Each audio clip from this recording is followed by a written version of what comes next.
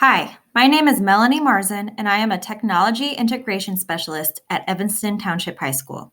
Today, I'm going to take you through the basics of a Google Sheets add-on called Autocrat. Autocrat allows users to create personalized documents and PDFs out of data entries in a spreadsheet. This video will show the basics of this merge tool while creating a Madlibs template that can be automatically generated and sent to users en masse.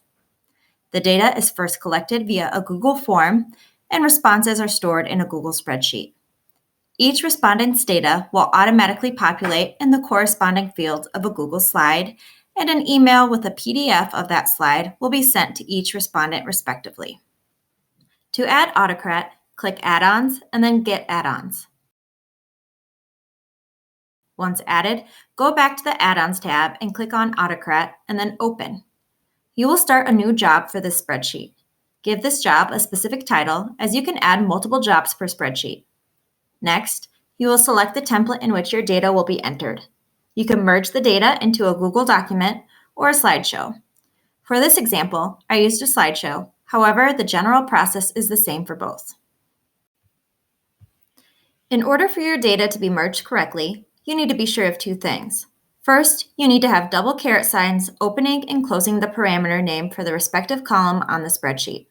Second, the name inside of the caret sign needs to be the exact match to the name on the form, including capitalization, punctuation, and any blank spaces. Beyond that, the styling around the text is virtually limitless, so get creative. For this background and design, I used free slides templates from Slides Carnival. Feel free to check that out.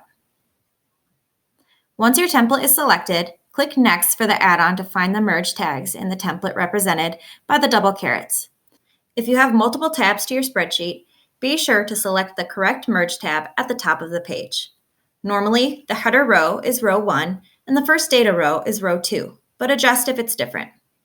Here, you see that an error is thrown for the third tag. That's because the tag associated with this column does not have the '(S) after the word's first name. If this happens, you can manually map it to the correct column or go back and fix it in your template. The next step is to choose a name for each file that would be created with Autocrat. You can use merge tags in the name of your file, again, as long as the name inside of the double carets matches the column name in your spreadsheet exactly. In this example, each person will get a file titled with their first name and Madlibs story. Instead of saving as a Google document or slideshow, you also have the option to save your file as a PDF. Additionally, you can save all entries as one single file or have each of the entries saved as their own separate file, depending on your needs. Next, you will choose your destination folder. When Autocrat runs, your files will automatically be saved in your drive. If you do not choose a specific folder, all files will be uncategorized in your drive. If you're creating a separate file for each entry or row in the spreadsheet, this may mean having a lot of unnecessary clutter in your drive. If this is the case, you may want to create a separate folder for all of these files to be located and choose this folder from your drive in this step. The next page allows you to save each file generated into a specific folder based on a folder ID that must be listed in your spreadsheet. For the purposes of this video, we will skip this step, but look out for specific tutorials on how to do this separately. Page number 7 allows you to merge the data based on a condition you set here. For example, you may only want your data to be merged if the first name is not null, meaning not empty. In the past, I have used this feature only to merge the entry if a checkbox is checked. This allows me to manually determine which entry would merge after a manual review and skip over all of the unchecked boxes once this job is run. One feature that makes Autocrat so great is that the files can be automatically emailed after they are generated. If you would like the person who filled out the form to be emailed their file, you can place a merge tag directly in the To field of the email editor. You can also input a person's email address in the CC field or BCC field manually or as a merge tag. Merge tags can also be used in both the subject line or body of your email to fill in any personalized information necessary in the email. This could include something like their first name in the greeting line or the date of a scheduled appointment. In this email, I chose to use merge tags as the greeting that included the recipient's first name and last name. Note that if you do not place a space between the two merge tags, there will be no space present between the first and last name. So make sure you double check grammar and spacing when using merge tags in the body of an email. Once sent, your email will include your message and attachment of their corresponding file. The last step in setting up Autocrat is to determine how you would like the job you have just created to be run.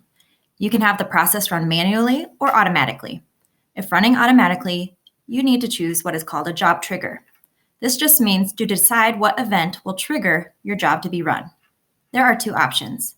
The first is to have the job run every time a respondent fills out a form, and this is especially useful if you would like the recipient to receive an email in their file right away.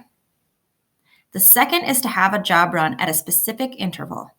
This is helpful if doing something like generating a daily or hourly report or any other time you need a designated amount of time to gather data. The last option is to have the job manually run. In this option, you will manually open Autocrat and select the play icon to run the job.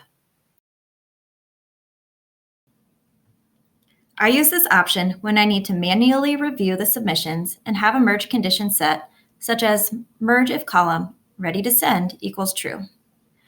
Note that a checkbox is a Boolean, meaning that if it's checked, the value of the cell equals true in all capital letters. If it is not checked, the value of the cell equals false in all capital letters. This way, only the reviewed and approved entries will be merged into a file. Before manually running your job, it is wise to preview what will be run first.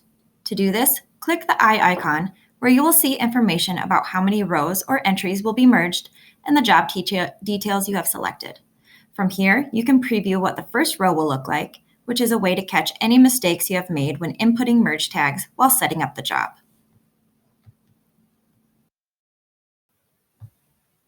This generated document has the first row's entries for each field in the form entered in the appropriate places. Sometimes I like to bold each merge tag so that the person's individual information stands out amongst the surrounding text. Once everything is good to go, click the play button to start merging. The status of the job will display below the title, and new columns will start to appear to the right of your data, indicating that the job is completed and emails sent. You can click on each link to view the document created for that file. If the output is one single file with multiple documents or slides, each link will contain the same document. If you choose multiple output mode, each file will be different.